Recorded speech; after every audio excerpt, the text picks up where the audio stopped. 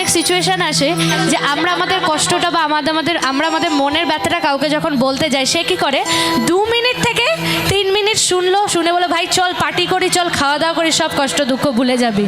কিন্তু অ্যাকচুয়ালি রাতে বাড়ি ফিরে কিন্তু শেষ মুহূর্তে ঠিক তোমার সেই কষ্টগুলো কিন্তু তোমার কাছেই থাকবে। আর তোমার কষ্ট আর তোমার ব্যথা একমাত্র তুমিই বুঝবে, নিজের মনের ব্যথাটা একমাত্র নিজেই বুঝেছি। তো কেউ বোঝে না